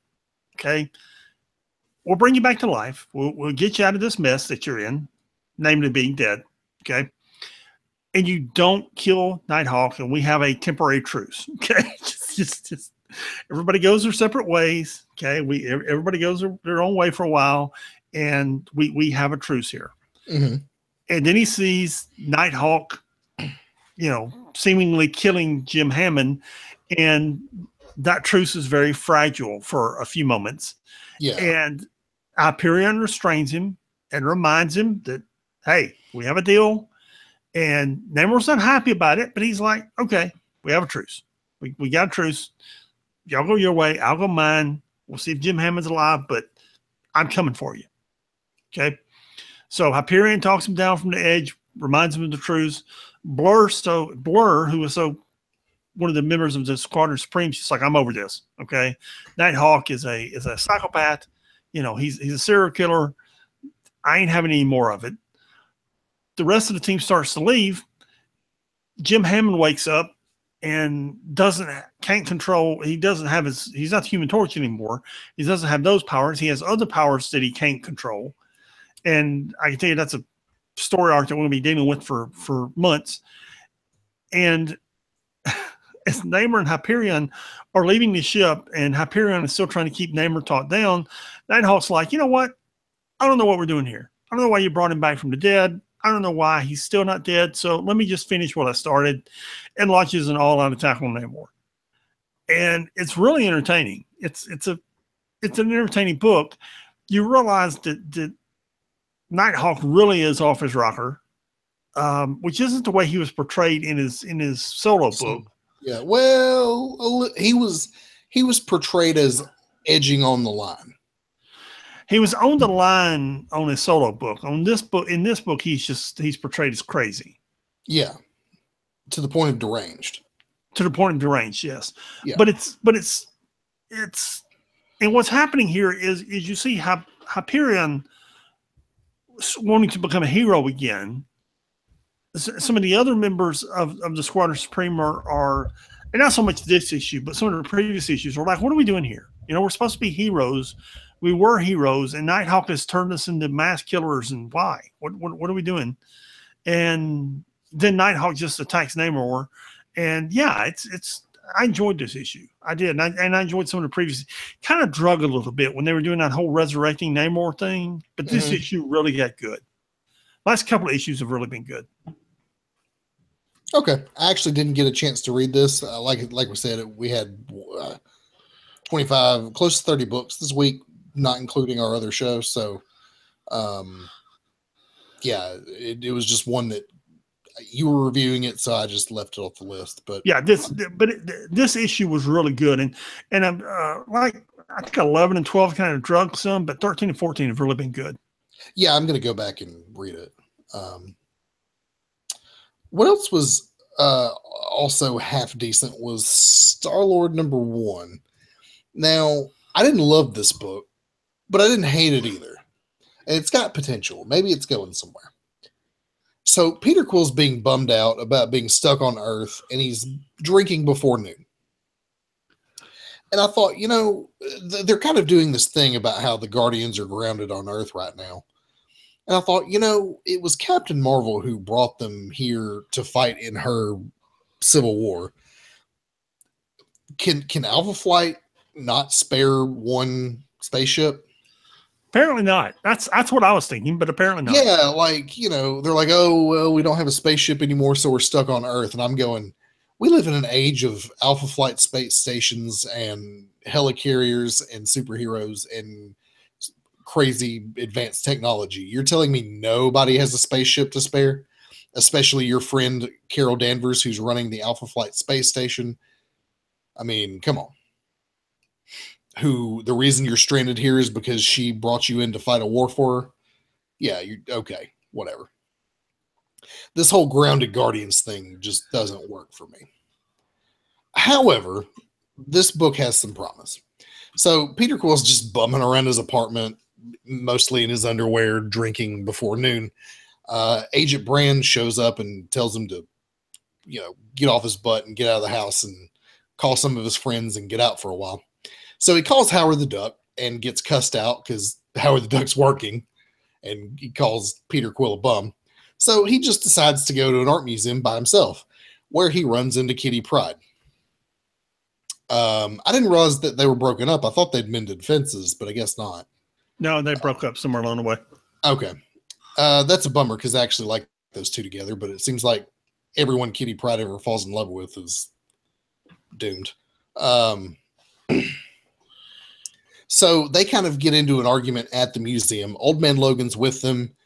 They exchange some harsh words, but Old Man Logan kind of gets where he's coming from, being that, you know, Peter Quill is from Earth, but he's not really from Earth, hasn't been there, isn't really attached to Earth. Old Man Logan is excuse me, is from a future that's not really the same future, but this is his past, but it's not really. So they try to mend fences, and Old Man Logan takes him out for a few beers, and they get into a bar fight, and now Star-Lord's under arrest. So, yeah. It was actually entertaining. I did enjoy it. It was not half bad, for real. No, I enjoyed this. Yeah. Tell me about Thanos #2.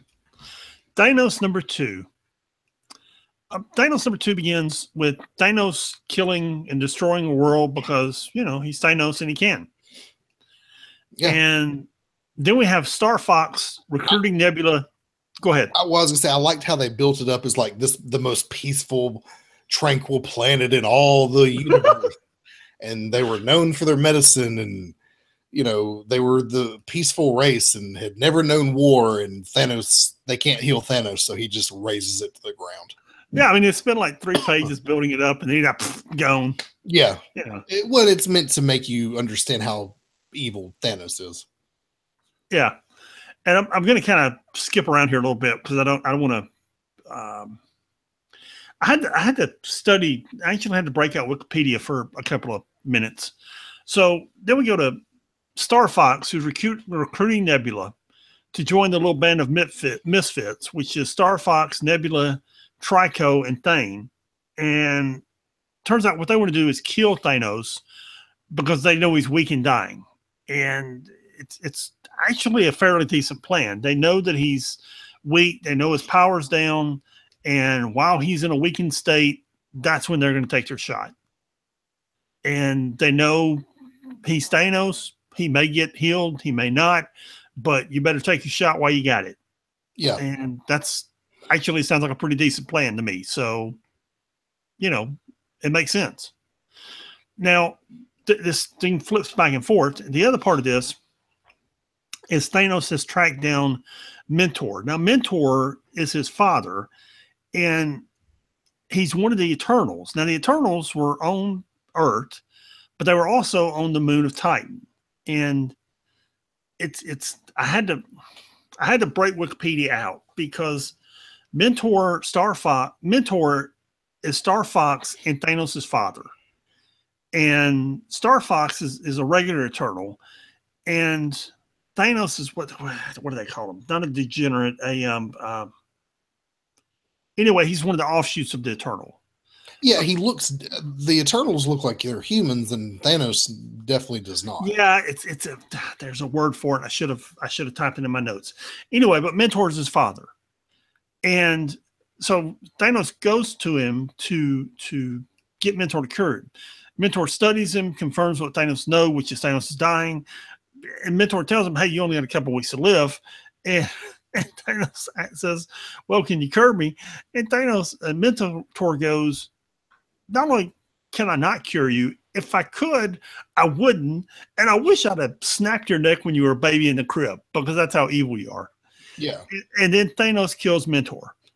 And you got to understand, Mentor's been around a long time, man. I mean, this is a character that they didn't just make up to kill in an issue. This dude's been around and a character in the Marvel universe for 40 years. I mean, since as long as Thanos has been around. Yeah. Let's put it that way. So this is a big deal, man. He killed Mentor, and that's a big deal. This was a good issue, and that's important stuff. And Thanos is kind of on the tear here. I mean, he literally has weeks to live. So yeah, he's backed into a corner. So what do you expect? Right. He's going to lash out. Yeah. Yep. Yeah. It was a good book. It was. Yep. Enjoyable. Next, we have the Mighty Captain Marvel #0. Now, I'm not going to spend a lot of time talking about this, because this is basically an origin recap reset issue for Captain Marvel. She's talking to a psychiatrist because she's having issues with the decisions she made from Civil War. She's dealing with hero worship. She finally makes up with Jessica Drew, which I didn't really like, because they spent like 3 issues building up the destruction of that relationship, and they spent about 1 page putting it back together. I felt that was kind of cheap. Yeah, it was a little bit. But basically, this is an origin. It also seemed like it would have been a better issue of Spider-Woman than it would have Captain Marvel. Yeah, so that's basically what this issue is. There's one thing I want you to pay attention to here.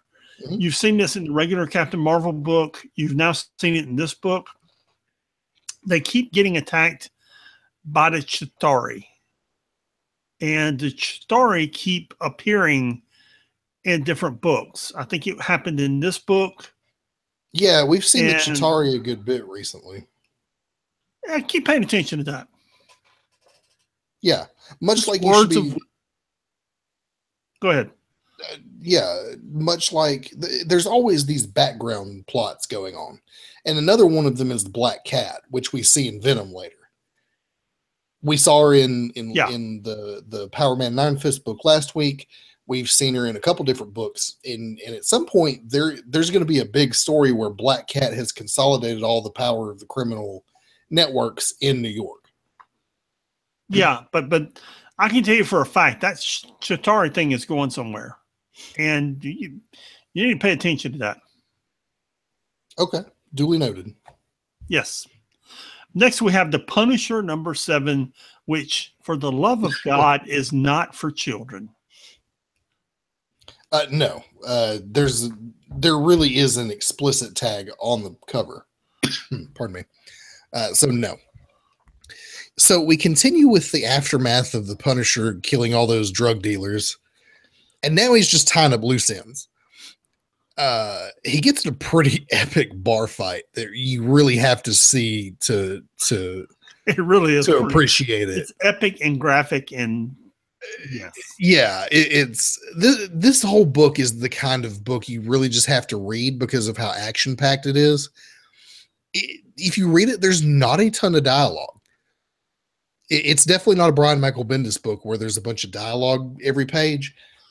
This book is mostly Frank Castle murdering bad guys. And that's, to me, this is what the Punisher should be. Frank Castle arming up, killing bad guys. A little plot here and there, a little dialogue here and there, but mostly just murdering, drug dealing, white supremacists and crazy people with superpowers. Meanwhile, Face murders a busload of people and has plans for something. It's not really clear. Anyway, it was a really good book. I'm trying to get to it real quick. Steve Dillon. Yeah, this is the last issue for him, I believe. There's a page in the back dedicated to Steve Dillon. He drew about half of this book and then passed away. And another guy had to step in and finish the artwork on this book. So this is the last thing that he drew. It's actually not even complete. Someone else had to step in and finish it. Yeah, so you can see the transition in the art. Right. So this is the last issue that we'll get from him. And this is the time period where he passed away. Yeah. And it was it's not that he just passed away, but Steve Dillon has been a Punisher artist for ages. Yeah. He's a classic Punisher artist. Right. And that it's the ending of an era because we're never going to get that again. Correct. Yeah. So pour one out for Steve Dillon. There you go. Yeah. Or shoot a white supremacist for Steve Dillon. No, don't do that. But something. Do whatever Frank Castle would do. There you go. Yeah. The Unbelievable Gwenpool #9. How was this? Because I didn't read it. If nothing else, read the first few pages of it. Because we get the origin of Vincent. Now, Vincent is the guy who's been hiring MODOK's team. Oh, okay. And at the end of last issue, we learn he's a robot. Well, what he specifically is a Doombot.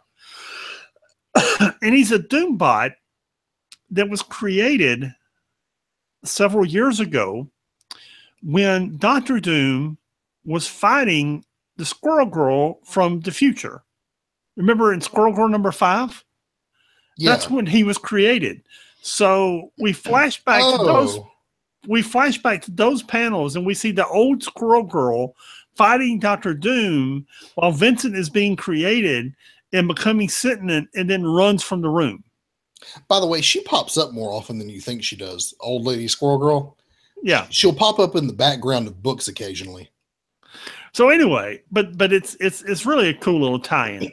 So then when he's sitting and he doesn't know where to go, he gets taken in by this old guy who runs an electronics store and thinks that he needs to be perfected. So he finally gets perfected, and the old guy works on it for years. And the old guy turns out to be the Tinkerer. Now, if you don't know who the Tinkerer is, go to Wikipedia, and he's an old Spider-Man and Fantastic Four villain. And this is the guy who perfected Vincent, perfected his language, perfected his image because he was just a steel robot when he escaped, and he turned him into who he is. That's the first half of the book. The second half of the book is we find him still beating up Gwenpool, and she's losing the fight very badly, so she kind of runs away and buys some time. Plan A is call the champions, except she calls Miles Morales' house phone, and Miles isn't there. Plan B is go back to the headquarters and regroup. Of course, the rest of the team has been captured by the squid people. That's what they're called, not me, them. And what she finds is a bunch of mercs that MODOK hasn't paid, and they're there to get their money, and they're still on the payroll. They're just a month behind on their money. So she's like, hey, can you help her brother out? And that's the end of the issue. It's actually pretty entertaining. Yeah, I mean, this whole Gwenpool book has been pretty fun. If it's not the most exciting storytelling, but it's a fun book. Yes. Yeah. What else was a fun book? Let's get some popcorn and settle in for a while. Yeah, Ultimates #2. Now, you and I are going to co-review this because I'm going to kind of go play by play here. And I'm just going to pose questions to you. You know what really happened is I have been so focused on everything else I read and everything I had to do. About 5 minutes ago, I was scrolling down the list and I was like, oh, we had Ultimates 2 this week. Yeah. I just got to say, Al Ewing's writing this, and he's writing a couple other books too for Marvel. But this book in particular, he's hitting on all cylinders on all his books, but holy crap, this book's good. This is a comic book Avengers style story for people like you and me who are veterans at this stuff. It's for people who have a deep knowledge of the Marvel Universe, who understand the consequences of these characters and their actions. And Al Ewing's just killing it, man.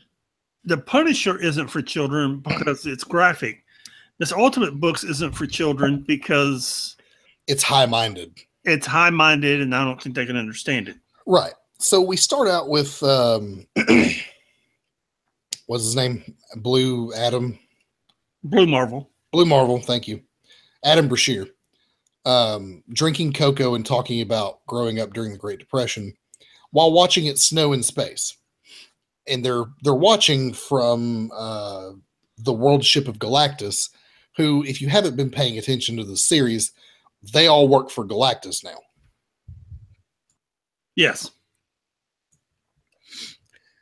And anyway, later on, we actually have Galactus, who's the Lifebringer now, and he is standing before Master Order, Lord Chaos, and the Living Tribunal in the Superflow. Now, this is where these ultra cosmic beings preside, and he's basically on trial. The Living Tribunal is judging him because he's the opposite of what he used to be, and Lord Chaos and Master Order would tell their argument is this throws the cosmic balance out of order. Yes, that is their point. Yes. Yeah. And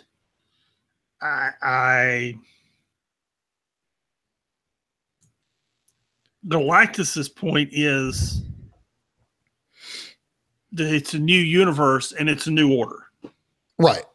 Yeah, it's a new order, and now he is something new. The universe is something new, and we'll just have to see where it goes. And that's basically what the Living Tribunal comes to is, hey, this is not the same universe that we came from, that we remember. Pardon me. And we're just gonna have to see how this goes. Now, elsewhere, Captain Marvel is having a meeting with Henry Gyrick and T'Challa. Can we pause for a second? Yeah. This art is magnificent. The art's really good, particularly this cosmic stuff with Galactus and the Living Tribunal and all that. It's really good. I was trying to see who's doing it. It must be in the back because here it is. Travel Foreman. Never heard of him. Dude, it's magnificent. And Dan Brown did the color. Holy cow. It's just it's really good. It's really good. The art and the color. Yeah. So they're talking about in this meeting, they're talking about essentially the Alpha Flight mission when Carol receives this vision of Galactus, and she basically understands that she's got to go. She goes to meet with her other Ultimates team members. They're discussing the nature of Galactus and Connor Sims. And they run into the reason it's snowing in space is they run into this. What would you call this? He's like a ghost. Well, hang on. You missed a couple things here. Not to correct you. First off, what I missed? Those were flashbacks where she's talking about the agreement that she made with Miss America or America. Oh, okay. Yeah. Okay. That she would come when America needed her, because this is where we left off last issue. Whereas last issue, she and T'Challa were there on the station with her. So where they finally left it is, when you need me, I'll come. Okay. Right. So they're in the middle of the meeting and it gets spelled out on the table, help, which means come now. So she interrupts the meeting to go, and this dude, Philip Nelson Vault, sees that she leaves. Okay. And he's very perceptive, and he notices that she's gone. And that T'Challa left also. Yeah, and T'Challa immediately made an excuse and left also, and he ain't dumb. Because I'm trying to remember, did we see him assemble a team somewhere? We've seen him assemble a team. Yeah, and I don't remember who all was on it. It's coming, and it's coming in the future, and it came in the past, so it's coming. All right, now then, so and here's the other thing, and I've meant to talk to you about this in a text or via phone conversation. We haven't, so we're going to discuss it now. Okay. In Hickman's run, what began all of this in Avengers 1 and New Avengers 1 was Reed Richards standing at a table talking to the Illuminati saying everything dies. Yeah, actually I read that issue recently. That was the whole point of it, leading all the way up to the destruction of the multiverse. Everything dies. Okay. Now you have this disembodied creature standing here saying nothing dies. And you ask me what to call it. I would call it a disembodied creature. Yeah. And he's saying nothing dies. And I think in a couple of pages, he says everything lives. Right. Okay? So this is the opposite of what happened in the last multiverse, because this is the 8th incarnation of the multiverse. Yeah. As we learn, is the 8th incarnation of the multiverse. In the 7th incarnation, Reed said everything dies. Now we're saying nothing dies. Right. And this is probably what they're talking about when they say that the cosmic balance has been upset. Right. I don't know if they are or not, but that's my theory, is that when all of the cosmic entities got together and said, you know, there's something out of balance, it's that nothing dies.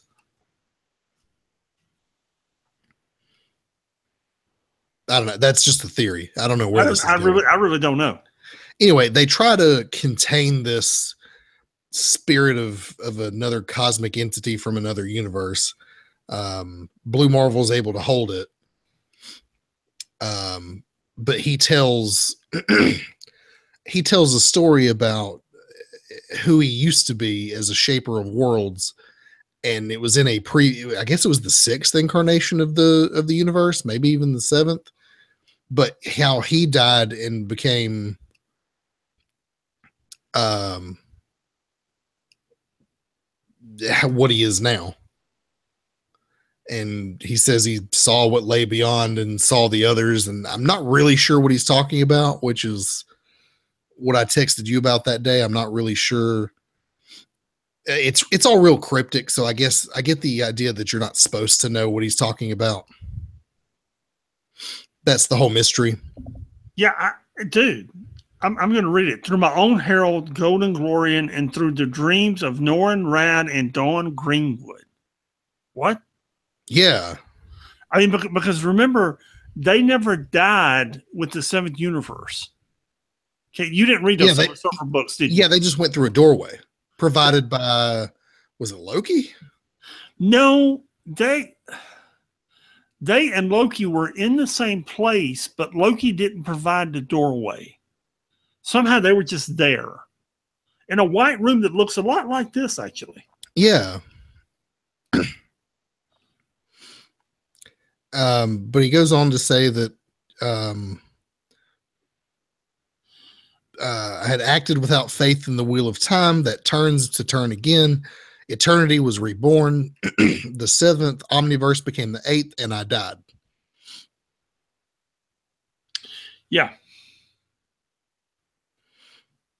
And in a single moment that was all moments, the moment the wheel turned, I saw what lay beyond. This is all very cryptic. I learned the secret of the one who is one and more. I saw the others. And I have no idea what he's talking about. And if you go to page 19, he says, I saw him on the far shore, so vast, even I could not comprehend. I came back from death to warn him. Everything lives. Don't you see what that means? Everything lives, so nothing truly dies. And if nothing dies, then they are still find him and warn him.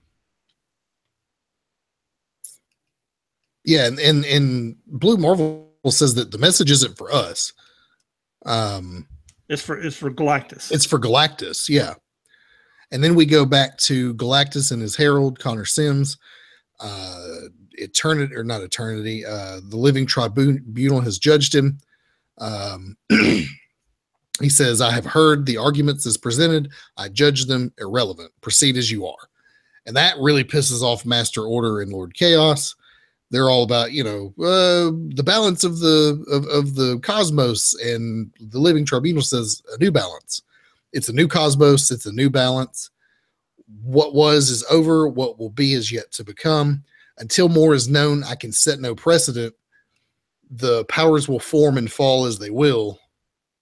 And then they kill the living tribunal. Master Order and Lord Chaos kill the living tribunal. Yeah. Which is the last page here. And that's a big deal. That's a really big deal. It's the biggest deal. Yeah. Now, we warned you about spoilers beforehand. We're going to warn you about them again. You have read some of the stuff that comes after this. Yes. What can we expect as the fallout at the death of the living tribunal? You can be as explicit or vague as you like. Lord Chaos and Master Order are about to go on a tear, and they're going to set about reordering the multiverse as they see fit.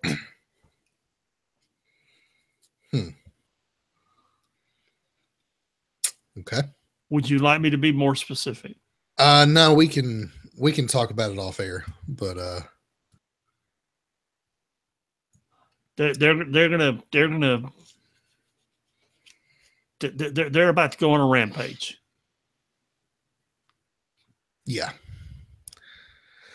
Okay. I mean, because let's put it this way: if you got the power to kill the living tribunal, what do you not have the power to do? Right. I mean, and for those who don't know, these are the highest order of cosmic beings in the multiverse.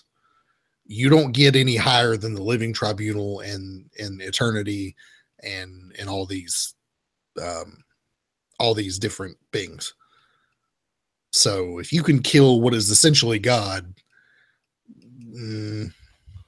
what else? What can you not do? Yes. This Ultimates book's going to be really interesting going forward. Yeah, it is. Okay, so let's bust out Venom and Patsy Walker and Star Wars real quick, and we'll get on with this. Yeah, Venom number 2. Let me recap this real quick, and then we'll talk about it. Basically, and I couldn't find this dude's full name. It just said Lee. Lee took the briefcase he had, went to take it to Black Cat. She was upset because it was a day late, but she still gave him a job. As he's leaving, Tombstone was irritated, so he sends this guy named Firebug out there to take out Lee / Venom, and then there's 2 federal agents there, and I don't know why we get 2 federal agents there chit-chatting for no reason. Now, that's the crux of the book. The interesting parts of the book is the Clintar, Venom, has become, it was purified in that last series, and it doesn't want to do evil anymore. But Lee, you know his full name? No, in fact, in the first issue, I mistook him for Matt Gargan, and when he was taken over by the Venom symbiote, I didn't understand why they didn't recognize each other. But I thought it was Matt Gargan, but it's not. It's some guy named Lee that I don't think we've ever heard of before. So anyway, so he is forcing the Clintar, Venom, to do evil, and he doesn't want to. Okay? Look, and the reason he was late getting back to Black Cat is because he was up all night having a mental battle with Clintar. When he's in the Black Cat's office, the Clintar's like, "We're not going to do this." "Yeah, we are." "No, we're not." "Yes, we are." "No, we're not." He turned and threw up in a bucket because it literally made him physically sick, because Clintar said, "What, you know what? You may let me do it, but watch what I can do to you." Right. I mean, it's part of his body. Right. So it made him physically ill. But they're having this mental struggle back and forth, and it's really interesting because it's not so much the action, everything that's going on. It's this mental struggle that's going on between him and the symbiote. And I don't understand why the symbiote just doesn't leave him. Do you? Because plot. Okay, thank you. Yeah, I don't know. So it was a good read. It was interesting. I was really upset when they stopped doing the Venom Space Knight thing because I really enjoyed that, and I wasn't looking forward to this new Venom series. But it's warming up. I'm warming up to it. There you go. Yeah, Patsy Walker, Hellcat, and then we'll get to Star Wars, and then we'll finally be done. Patsy Walker is fighting Black Cat and the Black Cats. Her, Jubilee, and Duder, whose name I can't remember, get trapped in the bag. They get out of the bag, and Black Cat has converted more people, including Tom. Now, she's converting people because somehow she's got this stuff on her claws where when she scratches them, they get into a hypnotic trance and are automatically do what she wants. Now, is it entirely possible that this was the ordinance that they were transporting for in Venom? I have no idea. I don't know. I don't. It's again, it's not one of these continuity things. Yeah. And if it is, just give me a notation at the bottom of the page telling me, "Hey, see Venom page 2 to understand where, or Venom issue 2 to tell me where she got this power." I mean, because it doesn't make any sense that she's got this power in Patsy Walker and she doesn't have it in Venom when the 2 books are side by side by side. Yeah, I understand. I mean, I don't. And it may be something that we hear about later on. It just, they're doing something with Black Cat, so we'll figure it out. I guess. I hope so. Yeah, me too. Moving on to Dr. Aphra number 2. So at the end of the last issue, we find out that Dr. Aphra has had her credentials pulled. Who did it? Well, it turns out it was her father, who's also an archaeologist. And now she's trying to find out why. And it's because she made some questionable ethical decisions, but he also is using it as leverage so that she'll go help him on his own personal archaeological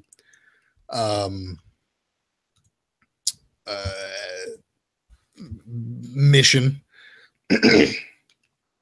which is researching something he's been researching for longer than Aphra's been alive, which is the Order Respectu. Now, if you don't know what the Order Respectu is, it was, and they discuss it in the book and what may have happened, and you know, her dad has one theory, Dr. Aphra has another theory. And there's also a possibility that none of it ever happened at all. And they mentioned the Masasi, who are also involved. But the Order Respectu was a splinter group of the Jedi Order that was thought to have existed before the Galactic Civil War, a long time before. The Galactic Civil War is the main, it's the term used for the rebellion against the Empire. So they met their doom at the hands of the Orthodox Jedi Order, and various accounts said that their headquarters were located at the Citadel of Rue, or excuse me, Rur. You know, and this is what they discuss in the book is, you know, one account is that the Order Respectu were a violence-loathing Jedi sect that sought to selflessly prolong life, and the Orthodox Jedi raided their fortress, and the Order Respectu were forced to activate a device that caused them to disappear and ascend to a higher form of existence. You know, Dr. Aphra sees that another way, in that the Order Respectu kidnap Jedi Padawan learners and sacrifice them in an attempt to gain the immortality that they sought. And they also discussed that they might not have existed at all, and that the term is a argument between Jedi grammarians over the years. But they did mention the Masazi, who were a species who lived on Yavin 4, which is the fourth moon of Yavin, which is where the rebels are in the very first Star Wars movie. And they were in a race that was enslaved by the Sith, and they built the temples in the jungles on Yavin 4, and they're extinct by the time we come around, but they have a whole history with the Sith. So they discuss all that, and at the end, Aphra just decides to go with her dad to explore all this. They go to the fourth moon of Yavin and happen to find a ton of Imperials there. And the reason they found them there is because that's where the rebel base was located up until very recently. So I assume that they're exploring that. And we'll see what happens in the next issue, because them arriving on Yavin 4 is the end of it. But for like hardcore Star Wars nerds, this is full of like ancient Jedi lore and mystery. There you go. I enjoyed it for that aspect alone. Anyway, what was your favorite book this week? That Ultimates book, dude, no doubt. Yeah, no contest. There were some good books this week, but that Ultimates book was. I read it early in the week, and I kept thinking about it as the week went on. Yeah, that Ultimates book, man, which is just. I mean, there were some good books this week, but that Ultimates book far and above outweigh. You know, any other week you would have had the Squadron Supreme or several other books, but dude, that Ultimate book's far and above. Yeah, absolutely. I'm going to agree with you there. What was in the dump this week?